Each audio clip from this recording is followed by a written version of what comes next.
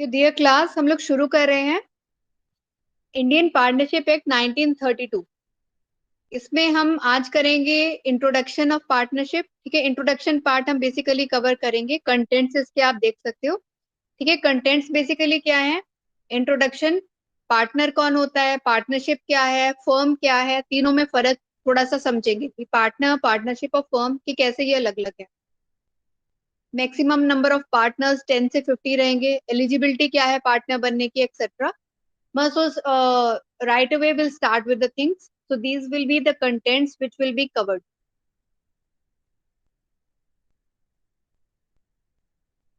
ठीक है, in India मतलब बेसिकली जो ये पार्टनरशिप एक्ट है 1932 का कहाँ एक्सटेंड करता है, इसका स्कोप कहाँ है? It extends to whole of India. ठीक है, 1 अक्टूबर 1932 को ये फोर्स में आया था, यानी कि तब से ये एप्लीकेबल है।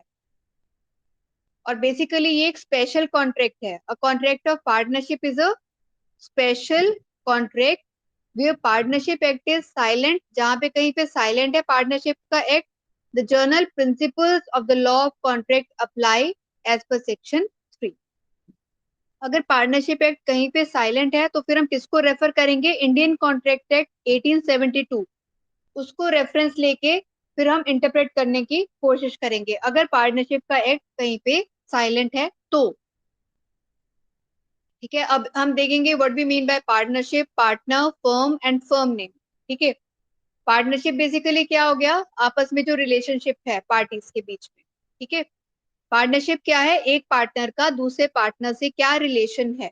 ठीक है, partnership is a relation between persons who have agreed to share the profits of a business carried on by all or any of them acting for all।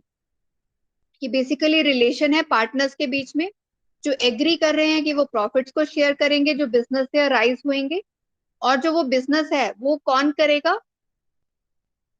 जो प्रॉफिट्स राइज हो रहे हैं of a business carried on by all, सारे करेंगे।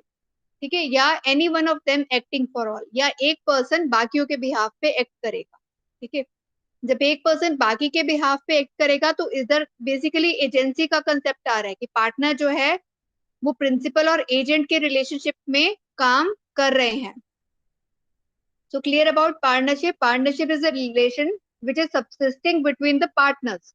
जो partners के बीच में exist कर रहा है, वो प्रॉफिट शेयर करेंगे प्लस एजेंसी का रिलेशनशिप होगा। अब आगे पार्टनर।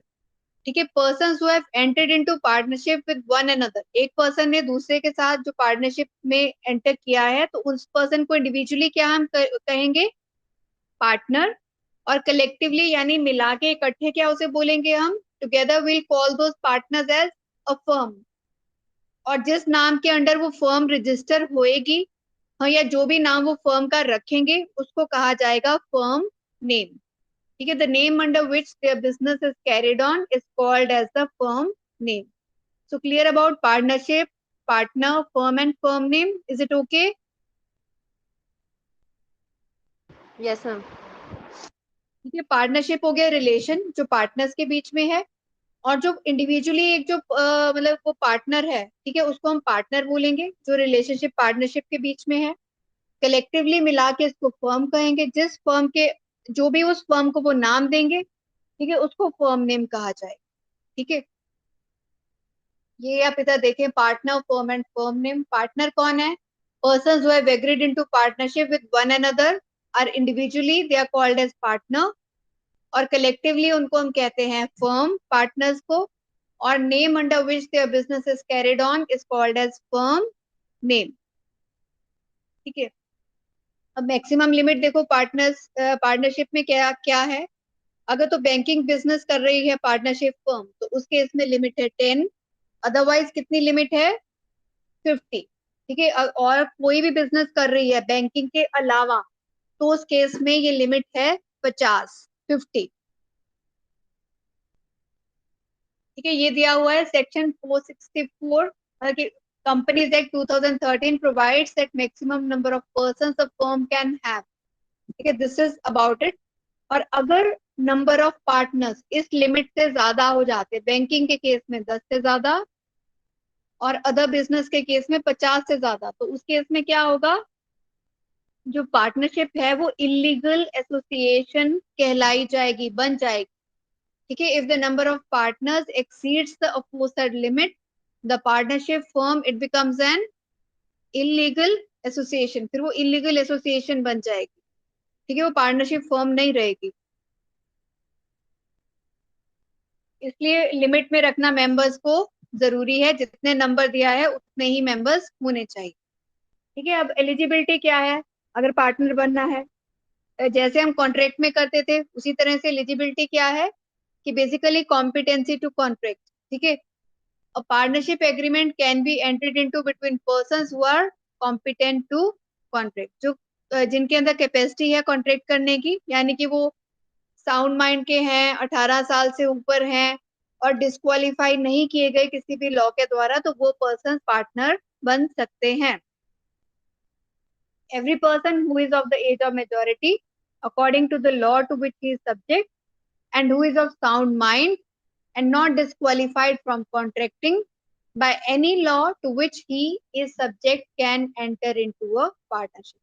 तो इंडियन कॉन्ट्रैक्ट एक्ट से ही एलिजिबिलिटी आप देख रहे हो कि वहां से ही उठाई हुई है। This is clear to you? Yes ma'am. Ma'am yes. ठीक है, अब है कि पार्टनर कौन कौन हो सकते हैं। ठीक है, माइनर भी पार्टनर बन सकता है। ठीक है, बट माइनर अगर पार्टनर बनेगा तो बाकी पार्टनर्स की जिम्मेदारी थोड़ी बढ़ जाएगी, क्योंकि माइनर पार्टनर कैसे बन सकता है, सिर्फ प्रॉफिट्स में बनता है वो पार्टनर। ठीक है, minor can be a partner only in profits, और वो तब बनेगा अगर बाकी लोग उसके लिए सहमति देंगे।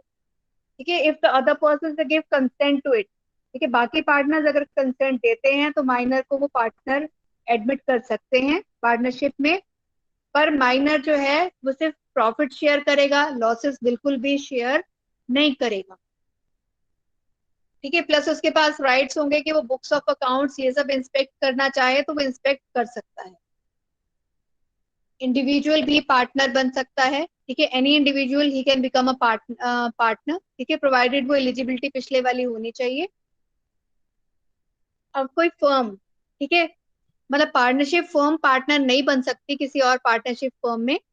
ठीक है, लेकिन उस पार्टनरशिप फर्म का जो पार्टनर है वो किसी और फर्म में भी पार्टनर हो सकता है, यानी कि एक जो आपकी फर्म में पार्टनर है वो आगे 2-3 और पार्टनरशिप फर्म में पार्टनर हो सकता है।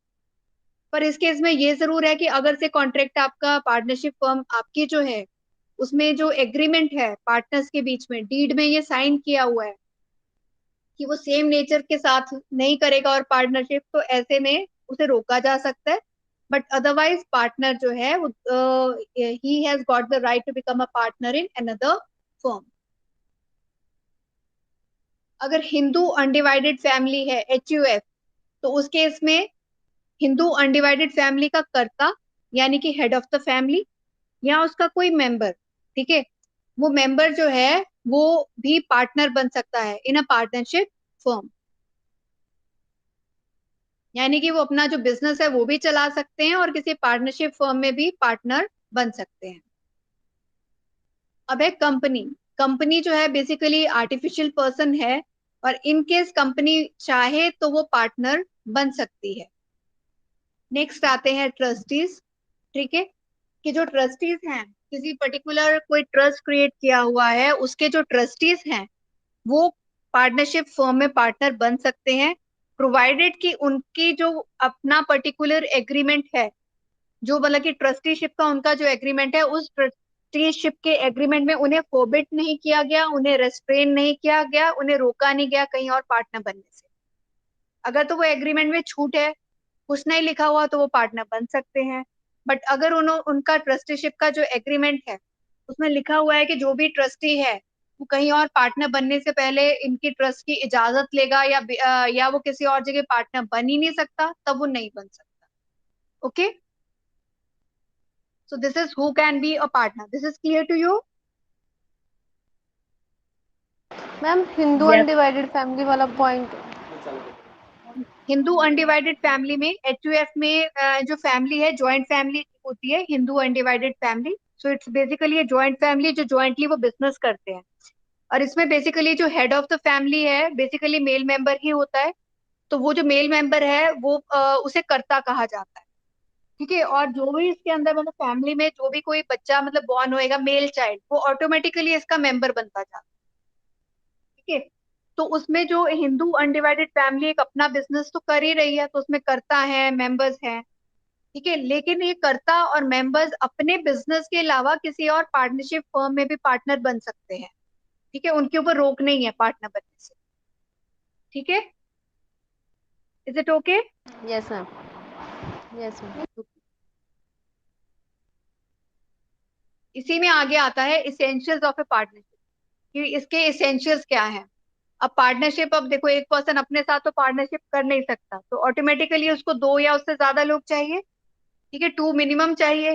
ठीक है। और मैक्सिमम आपको मालूम है 50 चाहिए इन एनी अदर बिजनेस और 10 चाहिए in case of banking association. ठीक है। तो बेसिकली इसेंशियल्स ऑफ पार्टनरशिप में सबसे पहला पॉइंट है कि दो लोग होने चाहिए, दे शुड बी टू और मोर पर्सन। ठीक है। तभी पार्टनर बनेंगे, अदरवाइज तो पार्टनरशिप होएगी नहीं। So it is association of two or more persons. The number of partners in a firm shall not exceed 50. And a partnership firm जहाँ 50 से ज्यादा है तो उसे illegal association कहा जाएगा। नेक्स्ट आता है एग्रीमेंट। अब जो पार्टनर्स हैं वो एग्रीमेंट करेंगे। ठीक है। Section 5, the relationship between partners it arises from contract and not from status. ठीक है। स्टेटस से उनका मतलब कुछ लेना देना नहीं है। बेसिकली पार्टनरशिप के लिए एक एग्रीमेंट होना बहुत जरूरी है। ठीक है। और उस एग्रीमेंट के बेसिस पे ही उनका रिलेशनशिप जो है पार्टनर्स का आपस का रिलेशनशिप डिसाइड होगा। If after the death of sole proprietor of a firm, sole proprietor, sole का मतलब होता है सिंगल, प्रोप्राइटर मीन्स ओनर। किसी फर्म का अगर कोई सिंगल ओनर है तो उसके heirs inherit firm, his heirs inherit firm, they do not become partner. ठीक है। उसके जो उत्तराधिकारी हैं तो वो पार्टनर्स नहीं बनते हैं पार्टनरशिप फर्म के केस में, as there is no agreement between them. क्योंकि पार्टनरशिप का एग्रीमेंट किसके साथ है? पार्टनर के साथ है, पार्टनरशिप के उत्तराधिकारी के साथ नहीं है। तो इसलिए उत्तराधिकारी को हिस्सा तो मिल जाएगा पर वो ऑटोमेटिकली पार्टनर नहीं बन सकता। ठीक है। उसके लिए दोबारा से पार्टनरशिप को रिकॉन्स्टिट्यूट करना पड़ेगा। ठीक है। अब ये पार्टनरशिप का एग्रीमेंट किस तरह से हो सकता है? ठीक है। वेज क्या है? अब बेसिकली एग्रीमेंट है, ओरल हो सकता है, रिटर्न हो सकता है, एक्सप्रेस करके कर सकते हैं, इम्प्लाइडली हो सकता है। ठीक है। एक्सप्रेस का मतलब है expressing in any manner, it can be orally, it can be in writing. ठीक है। और इम्प्लाइडली का मतलब है कि पार्टनर ने कुछ भी कह के बोल के लिख के नहीं डिसाइड किया, but by the conduct of the parties it seems कि वो पार्टनरशिप में एक कर रहे हैं। और अगर राइटिंग में है एग्रीमेंट तो फिर क्या बनाएंगे वो उसे, उसे हम कहेंगे पार्टनरशिप डीड। ठीक है। जो भी पार्टनर्स का आपस का एग्रीमेंट है राइटिंग में है तो उसको पार्टनरशिप डीड कहा जाता है। ठीक है। इसके क्या कंटेंट्स होंगे, प्रॉफिट्स कैसे शेयर करेंगे, पार्टनर्स को कैसे एडमिट करेंगे, ऐसे सब कंटेंट होंगे, that will see on the next slides. अब तीसरा इसेंशियल क्या है पार्टनरशिप का? पार्टनर की एसोसिएशन भी हो गई। ठीक है। एग्रीमेंट भी कर लिया। क्यों किया? क्योंकि बिजनेस करना है उन्होंने। ठीक है। तो business includes every trade, occupation और profession. There must be course of dealings either actually continued or contemplated to be continued with a profit motive. तो बिजनेस में कोर्स ऑफ डीलिंग्स होनी चाहिए जो कंटिन्यू हो रही है, या आप कॉन्टेम्पलेट कर रहे हो यानी कि सोच रहे हो कि आगे आप कंटिन्यू करोगे, और मोटिव क्या है? Profit motive. ये स्पोर्ट्स के लिए नहीं है, प्लेजर के लिए नहीं है। ठीक है। एंड नॉट फॉर स्पोर्ट और प्लेजर। तो यानी कि पार्टनरशिप का पर्पस क्या है क्रिएट करने का? कोई पर्टिकुलर काइंड ऑफ बिजनेस को करना। अब कोई पार्टनर बनेगा तो पार्टनर प्रॉफिट शेयर करने के लिए बनेगा ना, लॉस के लिए तो नहीं बनेगा कोई भी पार्टनर। ठीक है। कोई किसी के साथ लॉस वाली पार्टनरशिप क्यों शेयर करेगा? तो बेसिकली पार्टनर बन रहे हैं प्रॉफिट को शेयर करने के लिए। ठीक है। The partners may agree to share profits out of partnership business but not share the losses. ठीक है, पार्टनर्स किस चीज के लिए एग्री कर रहे हैं कि वो प्रॉफिट्स को शेयर करेंगे। शेयरिंग ऑफ लॉसेस जो है, it is not necessary to constitute the partnership. Losses को शेयर करने के लिए मतलब पार्टनरशिप बनाने की जरूरत ही नहीं है। ठीक है, the partners may agree to share the profits of business in any way they like. ठीक है, जो पार्टनरशिप में जैसे वो कैपिटल लेके आ रहे हैं, जो भी वो रेशो डिसाइड करेंगे प्रॉफिट शेयर करने का, इक्वली डिसाइड करना है या एक पर्टिकुलर और किसी रेशो में डिसाइड करना है, तो वो डिसाइड कर सकते हैं पार्टनर्स अपनी मर्जी से। नेक्स्ट फिफ्थ पॉइंट इसमें आता है रिलेशन बिटवीन पार्टनर्स। ठीक है, कि पार्टनर्स के बीच में क्या रिलेशनशिप होगा। The partner will while carrying on the business of the partnership act as a principal and an agent. ठीक है, जब वो पार्टनर अपने बिहाफ पे काम करता है बिजनेस में, उस पर्टिकुलर बिजनेस में, तो वो क्या है, प्रिंसिपल। और अगर वो किसी और के बिहाफ पे काम कर रहा है, बाकी पार्टनर्स के बिहाफ पे जब वो कोई काम कर रहा है, तो वो क्या है, उनका एजेंट। ठीक है, तो उनके बीच में जो रिलेशनशिप है प्रिंसिपल और एजेंट के जैसा रहता है अमंग द पार्टनर्स।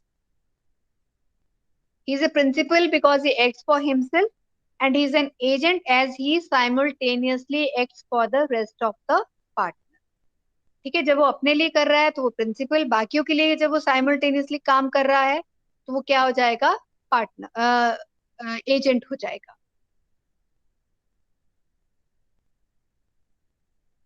मतलब इस पे क्वेश्चन आ सकता है टेस्ट ऑफ पार्टनरशिप के ऊपर आपको। ठीक है, लॉन्ग क्वेश्चन भी हो सकता है एग्जाम में। ठीक है, for determining the existence of partnership, कि पार्टनरशिप का टेस्ट क्या है, कि पार्टनरशिप सच में एग्जिस्ट करती है। ठीक है, इसके 3 पॉइंट्स आते हो। ठीक है, वी लुक फॉर इट। सबसे पहला है कि पार्टनर्स के बीच में एग्रीमेंट होनी चाहिए। There was an agreement between all the persons concern, कि जो कंसर्न पर्सन्स हैं उनके बीच में एग्रीमेंट होनी चाहिए, एक पार्टनरशिप एग्रीमेंट। अगर राइटिंग में है तो उसे पार्टनरशिप डीड हम कह सकते हैं, ओरली है तो फिर वो ओरल एग्रीमेंट है। और ये एग्रीमेंट किसके लिए होना चाहिए, it should be to share profits of a business. ठीक है, किस लिए है, कि प्रॉफिट्स शेयर करने हैं जो भी वो बिजनेस कर रहे हैं। तीसरा, एजेंसी का, म्यूचुअल एजेंसी का रूल आ जाएगा। थर्ड, इसके अंदर टेस्ट क्या है, the business was carried on by all, कि सारे लोग बिजनेस कैरी कर सकते हैं या एक किसी के बिहाफ पे भी कर सकता है कैरी, और any of them acting for all, और any partner he can act on behalf of all the other partners. So that is concept of mutual agency. तो ये तीनों चीजें अगर हैं, then we can say that a partnership exist. ठीक है, इसी को थोड़ा सा अगर देखना चाहें डिटेल में, सेक्शन 6 क्या कहता है कि हम अगर डिटर्मिन करना चाहते हैं कि ग्रुप ऑफ पर्संस जो है वो फर्म है या नहीं है। ठीक है, इज और इज नॉट ए फर्म, और वेदर अ पर्सन इज और is not a partner in A firm. ठीक है, जो ग्रुप ऑफ पर्संस है वो फर्म है या नहीं है, या वो पार्टनर है उस फर्म में या नहीं है, तो हमें क्या देखना पड़ेगा। ठीक है, as shown by all relevant facts taken together, कि वो पार्टीज के बीच में रियल रिलेशनशिप क्या है, क्या म्यूचुअल एजेंसी है। ठीक है, क्या वो प्रॉफिट शेयर कर रहे हैं। ठीक है, the true test of partnership is existence of mutual agency. ठीक है, यानी कि म्यूचुअल एजेंसी की वो दूसरे पर्सन को बाइंड कर सके, the capacity of a partner to bind other partners. जो पार्टनर है, जो भी वो एक्शन कर रहा है, एक्ट कर रहा है, तो वो दूसरे पार्टनर्स को बाइंड कर रहा है यानी बांध रहा है। ठीक है, जब वो बाकियों का एजेंट बन के कर रहा है तो बाकी पार्टनर्स अगर प्रिंसिपल हैं तो उनको बाइंड हो रहे हैं वो। ठीक है, बंधे हुए हैं। और अगर उन्होंने कोई काम किया है, बाकी पार्टनर ने कोई काम किया है, तो वो खुद उससे बंधा हुआ है। ठीक है, बीइंग द प्रिंसिपल। ठीक है, तो ये म्यूचुअल एजेंसी का कंसेप्ट है कि कभी कोई एजेंट है, कभी कोई दूसरा पर्सन एजेंट होगा, तो प्रिंसिपल और एजेंट के रोल्स इसमें इंटरचेंज होते रहेंगे। और sharing of profits, sharing of profits is an essential element of partnership, but it is not conclusive proof of partnership. क्योंकि अकेले आप प्रॉफिट शेयर कर रहे हो तो उससे तो पार्टनरशिप बनेगी नहीं। से किसी ने कोई मतलब वो अंगूठी खरीदी, दोनों ने मिलके खरीद ली और उसे बेच दिया, उससे जो मुनाफा हुआ बांट लिया, तो उससे वो पार्टनरशिप नहीं बनती। ठीक है, उन्हें एक पर्टिकुलर बिजनेस करना है, प्रिंसिपल एजेंट की तरह एक्ट करना है, सारी चीजें होंगी तभी वो पार्टनरशिप कहलाएगी। ठीक है, बट शेयरिंग ऑफ प्रॉफिट से बेसिकली क्या हम कहें, प्राइमा फेशिया एविडेंस है कि भाई पार्टनरशिप हो सकती है। Prima fascia means on the face of it. ठीक है, कि पहली नजर में हम कह सकते हैं कि देख के कि हाँ की पार्टनरशिप हो सकती है। म्यूचुअल एजेंसी के कंसेप्ट को एक बार बेटर हम देखेंगे इधर पे। और mutual agency refers to the relationship of principal and agent among partners, कि पार्टनर्स आपस में प्रिंसिपल और एजेंट की तरह काम करेंगे और इनके रोल्स इंटरचेंजेबल होंगे। ठीक है, एग्जाम्पल दिया हुआ है, in case of firm of ABC, ABC ने एक मिलकर फर्म बनाई है। ठीक है, जहां पे ए एक्ट कर रहा है, जब ए एक्ट कर रहा है तो वो एजेंट की तरह बना हुआ है। ठीक है, किसका एजेंट बना हुआ है, वो बी और सी का बना हुआ है एजेंट। ठीक है, बी और सी उसके प्रिंसिपल हैं। और जब बी एक्शन ले रहा है तो बी एजेंट है, ए और सी उसके प्रिंसिपल हैं। सी एक्शन ले रहा है, काम कर रहा है, तो वो एजेंट है और ए और बी उसके प्रिंसिपल हैं। Is it okay? Yes ma'am. अब हम देखेंगे काइंड्स ऑफ पार्टनरशिप, की पार्टनरशिप के काइंड्स क्या हैं। ठीक है, दो तरह के बेसिस पे हम कर सकते हैं, with respect to duration and with respect to extent of business. ठीक है, विद रेस्पेक्ट टू ड्यूरेशन, की कितने टाइम के लिए पार्टनरशिप बनी है। अब पार्टनरशिप की कोई ड्यूरेशन फिक्स भी हो सकती है, ड्यूरेशन फिक्स नहीं भी हो सकती। अगर तो फिक्स ड्यूरेशन है, ठीक है, अगर पार्टनरशिप मतलब इसमें एक पार्टनरशिप एट विल आ जाएगा, सॉरी।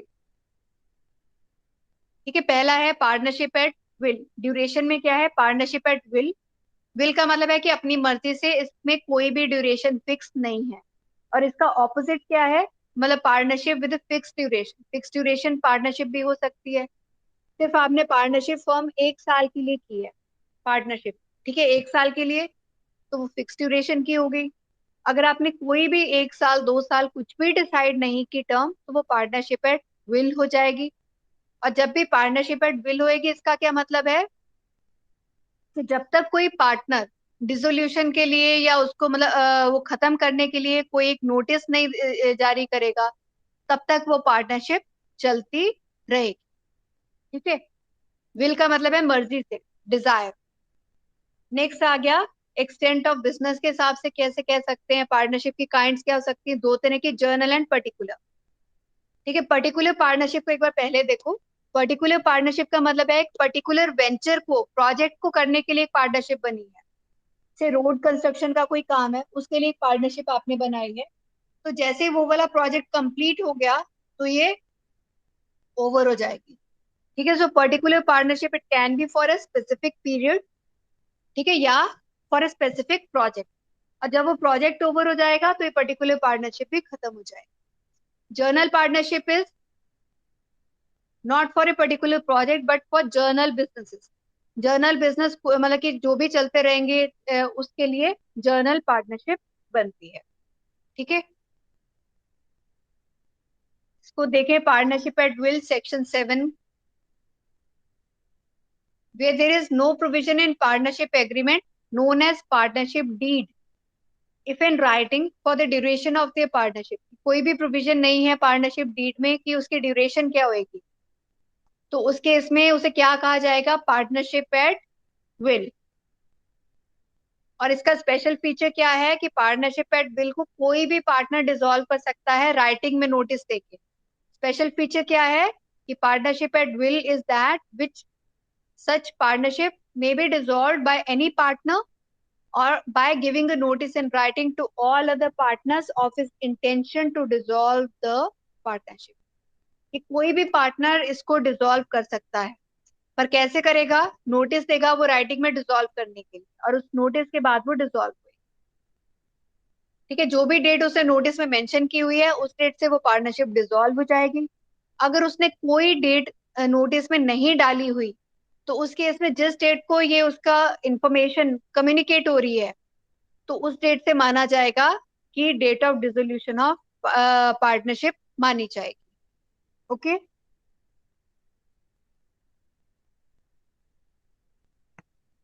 नेक्स्ट है partnership at particular partnership. Section 8, ठीक है, it is for a particular venture और फॉर ए पर्टिकुलर पीरियड, ठीक है, कि एक पर्टिकुलर कोई प्रोजेक्ट कोई वेंचर उसको करने के लिए पार्टनरशिप क्रिएट कर रहे हैं। When A partnership is formed for a special venture और अंडरटेकिंग और ए पर्टिकुलर पीरियड यानी कि फिक्स टर्म के लिए, तो उस पार्टनरशिप को पर्टिकुलर पार्टनरशिप कहा जाता है। ठीक है, जैसे वो वेंचर कंप्लीट हो जाएगा तो ये भी ओवर हो जाएगी। Such partnership it comes to an end on the completion of the venture or the expiry of time period. If such partnership is continued after the expiry of term or completion of venture, उसके बाद भी अगर ये चलती रहती है तो फिर ये क्या बन जाएगी? ये बन जाएगी पार्टनरशिप एट विल। ये पार्टनरशिप एट विल में कन्वर्ट हो जाएगी या उसके इक्विवेलेंट इसको फिर माना जाएगा।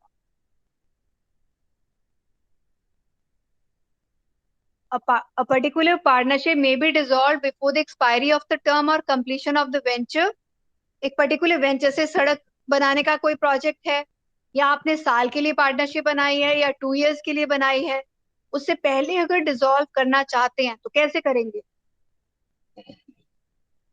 By the mutual consent of all the partners. सारे पार्टनर्स की म्यूचुअल कंसेंट होएगी तभी उसे डिसॉल्व कर पाएंगे। ठीक है, समझ आया आपको? Yes ma'am. Any doubts? Yes ma'am.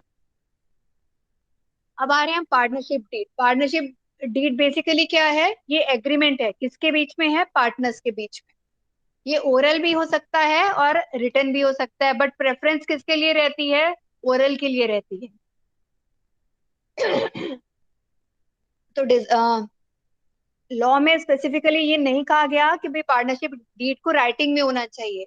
ठीक है, लॉ में ऐसा कुछ भी एक्सप्रेस नहीं किया गया है, पर डिजायरेबल क्या है कि जो डीड है वो राइटिंग में होनी चाहिए, क्योंकि उससे डिस्प्यूट नहीं होगा। आप उन टर्म्स को रेफर कर सकते हो जब भी आप चाहो। द डॉक्यूमेंट जिसके अंदर ये टर्म्स कंडीशन दी होती हैं, the document which contains the terms of partnership as agreed among partners is called as partnership deed. ठीक है, तो पार्टनरशिप डीड क्या है? ये डॉक्यूमेंट है जिसमें टर्म्स ऑफ पार्टनरशिप लिखी गई हैं, और ये टर्म्स ऑफ पार्टनरशिप के साथ सारे पार्टनर्स एग्री करते हैं, उस पर साइन करेंगे। ठीक है, और इसको रजिस्टर भी करवाएंगे। The partnership deed is to be duly stamped as per Indian Stamp Act and duly signed by all the partners. ठीक है, ये पार्टनरशिप डीड जो है इसके ऊपर प्रॉपर स्टैंप लगेगी और सारे के सारे पार्टनर साइन करेंगे। साइन करेंगे यानी कि वो एग्री कर रहे हैं with the terms of partnership. Okay, तो इंडियन स्टैम्प एक्ट के हिसाब से जब इस पे मतलब स्टैम्प वगैरह लग जाएगी तो ये प्रॉपर पार्टनरशिप डीड बन जाएगी।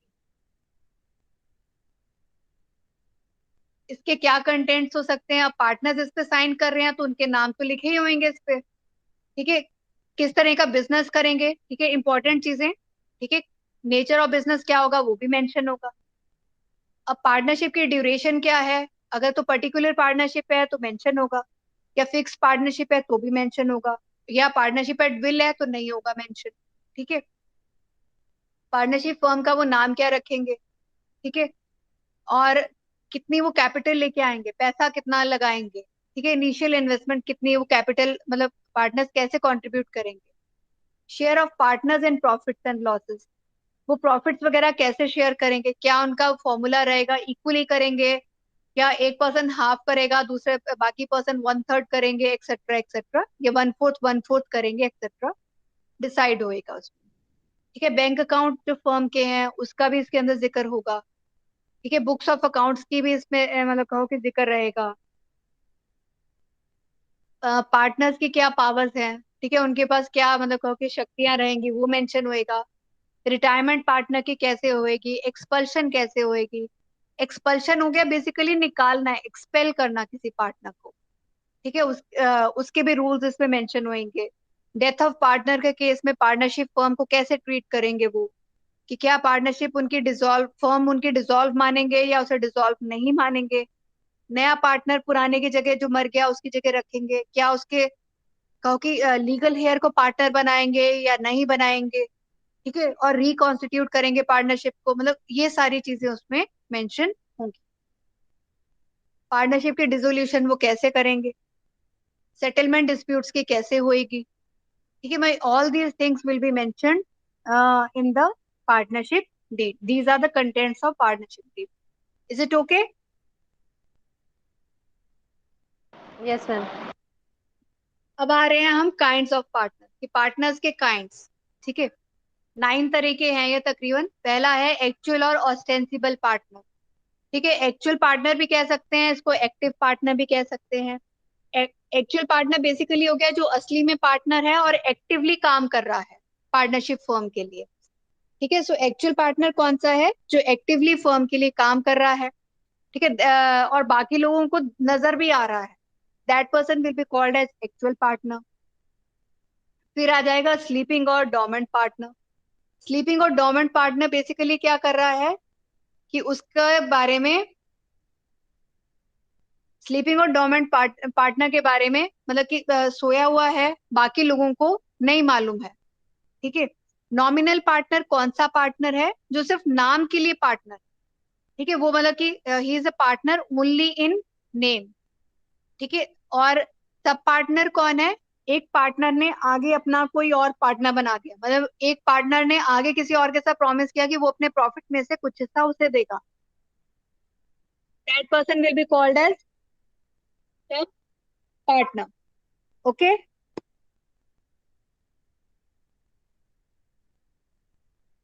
नेक्स्ट मतलब कि इसमें ये भी हो सकता है कि पार्टनर ओनली इन प्रॉफिट्स, कि कुछ जो पार्टनर है आप किस लिए रखोगे? सिर्फ प्रॉफिट्स में शेयर के लिए। Some of the partners will be the partners who will be only sharing the profits, ठीक है।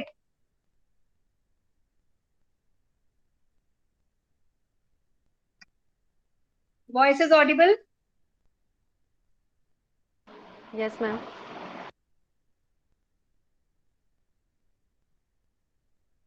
और पार्टनर बाय होल्डिंग आउट, और इसे हम कह सकते हैं पार्टनर बाय एस्टॉपल, ठीक है। कि पार्टनर बाय होल्डिंग आउट का मतलब है कि एक पर्सन एक्चुअल में पार्टनर नहीं है, पर वो बाकी किसी थर्ड पार्टी के सामने वो आपके पार्टनर की तरह एक्ट कर रहा है, और आप उसे मना भी नहीं कर रहे, ठीक है। You are not stopping that person, तो वो पार्टनर बाय होल्डिंग आउट हो गया, ठीक है। तो जो उस पर्सन ने प्रॉमिस किया है उस पर्सन को एज ए पार्टनर एक्ट करना पड़ेगा उस थर्ड पार्टी के लिए, और वो जो भी उसने प्रॉमिस किया है उसे पूरा करना पड़ेगा। माइनर भी पार्टनर बन सकता है, पर कैसे बन सकता है? अगर बाकी लोग कंसेंट दे, बाकी पार्टनर्स एग्री करें, और ये पार्टनर बनेगा सिर्फ प्रॉफिट शेयर करने के लिए, ठीक है। उसके बाद है इनकमिंग पार्टनर। इनकमिंग पार्टनर का मतलब है कि जो नया पार्टनर आ रहा है, ठीक है। पार्टनरशिप फॉर्म पहले से मतलब उसमें 3 पार्टनर्स हैं, चौथे को जब हम करेंगे तो fourth partner will be called as incoming partner. तो जो नया पार्टनर आएगा वो प्रॉफिट्स में शेयर डालेगा, कैपिटल में शेयर डालेगा, गुडविल लेके आएगा अपनी, ठीक है। और जो भी ट्रांजेक्शन उसके आने से पहले हुई है उसके लिए वो जिम्मेदार नहीं होगा, लेकिन जो आने वाली ट्रांजेक्शन है उसके लिए वो जिम्मेदार माना जाएगा। अब आ गया इसमें आउटगोइंग पार्टनर। आउटगोइंग मतलब बाहर जाने वाला, ठीक है। आउटगोइंग पार्टनर रिटायर्ड पार्टनर, जिसको रिटायरमेंट रिटायरिंग पार्टनर भी कह सकते हैं, या जिसको हम एक्सपेल कर रहे हैं, ठीक है, या डेथ की वजह से भी आउटगोइंग पार्टनर क्रिएट हो सकता है, ठीक है। तो आउटगोइंग पार्टनर कौन है? जो पार्टनरशिप को छोड़ रहा है, ठीक है, अपनी मर्जी से छोड़ रहा है, तो आउटगोइंग या रिटायरिंग पार्टनर। डेथ होने की वजह से हो गया तब भी वो आउटगोइंग की तरह ट्रीट होगा।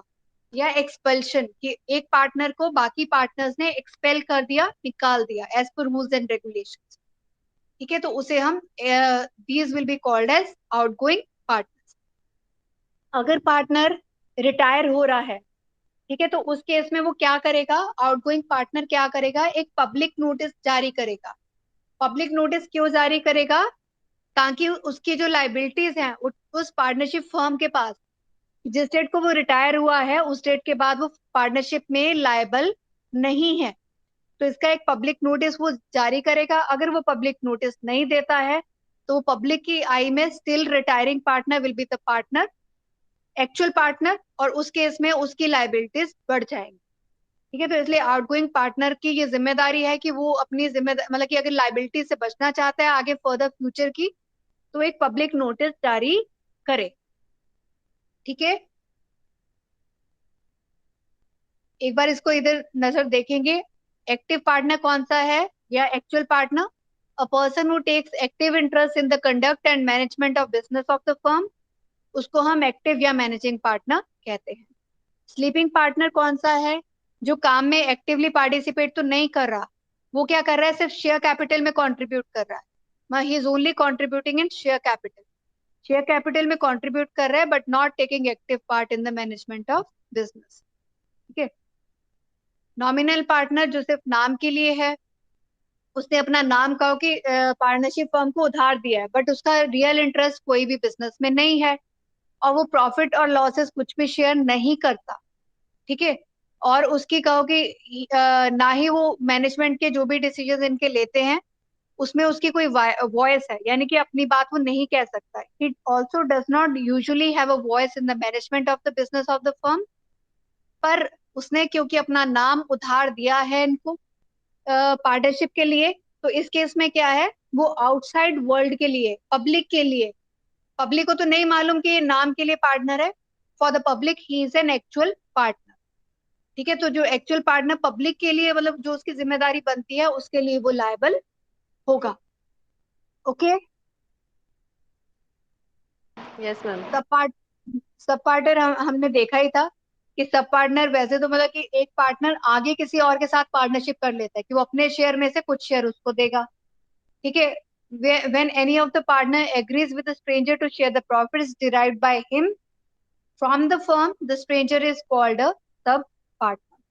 ठीक है। तो वो सब पार्टनर जो है वो डेट्स वगैरह के लिए या उस सब के लिए ना लायबल होगा, ना उसके फर्म में कोई राइट्स होंगे, क्योंकि वो पार्टनरशिप फर्म ने उसको अपना पार्टनर नहीं बनाया, एक पार्टनर ने एक अलग से कहो कि किसी और के साथ एग्रीमेंट करके उसे सब पार्टनर बनाया है। पार्टनर बाय एस्टॉपल भी हमने देख लिया। ठीक है, कि अगर कोई अपनी कंडक्ट या वर्ड्स के द्वारा किसी पर्सन को दिखा रहा है कि भाई वो पार्टनर है, तो इस केस में वो पर्सन जो है he is liable to third parties to pay the debts of the firm, तो उसको हम पार्टनर बाय होल्डिंग आउट या पार्टनर बाय एस्टॉपल कहते हैं। माइनर का भी हम देख चुके हैं कि सेक्शन 30 के हिसाब से, ठीक है, section 30 of Indian partnership act, minor can be admitted to the benefits of partnership, only benefits. ठीक है। पर बाकी सब की कंसेंट के साथ, with the consent of all partners, a minor partner is entitled to share profits and to have access to accounts of the firm for the purposes of inspection and copy। ठीक है। Minor जो है बाकी partners की consent के साथ partner बन सकता है, प्रॉफिट शेयर कर सकता है, और बुक्स ऑफ अकाउंट्स जो है उनको वो देख सकता है, इंस्पेक्ट कर सकता है, उसकी कॉपी ले सकता है। ठीक है। इनकमिंग पार्टनर हो गया नया आने वाला पार्टनर, नया partner admitted fresh in the firm. ठीक है, उसे हम न्यू और इनकमिंग पार्टनर कहेंगे। Such a partner can be admitted with the consent of all the partner, बाकी पार्टनर्स की सहमति होगी तभी वो पार्टनर बनेगा। और इनकमिंग पार्टनर जो है वो अपने साथ शेयर कैपिटल, अपना मतलब अपनी कैपिटल का शेयर, ठीक है, और गुडविल लेके आएगा। आउटगोइंग और रिटायरिंग पार्टनर कौन है, जो छोड़ के जा रहा है, retires from the firm with the consent of other partners. तो आउटगोइंग को क्या करना है, नोटिस सर्व करना है जनरल पब्लिक को कि वो रिटायर हो रहा है इस फर्म से, अदरवाइज क्या होगा, नहीं तो वो थर्ड पार्टीज को लायबल रहेगा for the payment of their debts and dues even after his retirement. This was about kinds of partner. ठीक है, ये हम कर चुके हैं। So that was about it. Have you got any doubts? Ma'am Thank you estoppel everybody. Partner वाला